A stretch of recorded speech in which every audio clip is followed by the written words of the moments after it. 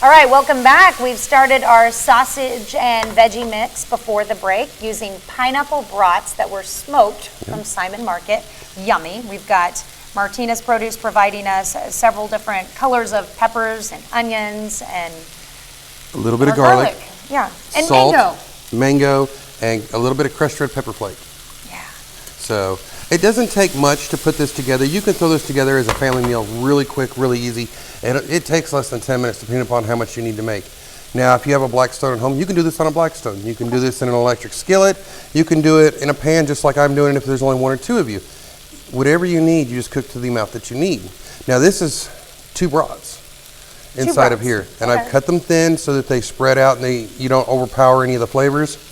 Would you say this is a serving for 2 people then? This would be enough for probably my lunch. Yeah. So, and then we're just going to take this and lay it right on. Ah, beautiful.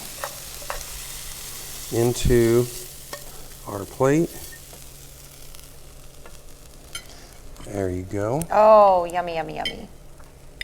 And this morning, or earlier on KOAM Morning News, we put together a baked bean recipe that is baking in the oven. And if you'd like to check that out, you can go to our website, koamnewsnow.com. Check out Chef Anthony. This looks really hot, so I'm trying to be careful here. Get a little pepper, get a little mango. So next week, I'm thinking about doing a play on one of my lessons in class since school's getting ready to start back into session. Ramen soup.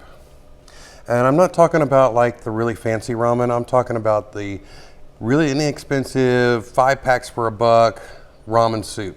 Because you start with it as a base and you can change it and enhance it into anything that you want. So we're going to do it and we're going to raid the refrigerator here for leftovers to make it better than what it starts. Raid our refrigerator? Whatever we can find. Maybe everybody brings something from home. Okay, I was gonna say, because sometimes we find a lot of expired things in there in the community fridge and that may not work so well. Don't recommend cooking with that. But we'll do it and then maybe we can do some pho. Oh. I love a good pho. Oh, that would be exciting.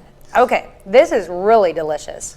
Definitely recommend this. I can still get the pineapple flavor in the smoked brats. The mango is really good, yeah. Adds just a little sweetness, a little subtlety to it. Mango is really good when you cook with it. A lot of people are afraid to cook with it.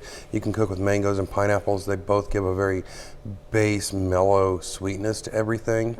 And they don't burn real easy, so that's always an improvement. Since we were talking about different fruits that you could mix in. We talked possibly the apple slices, and since with the pork. Since they're pineapple brats, would you be able to work with pineapples well? Oh, yes.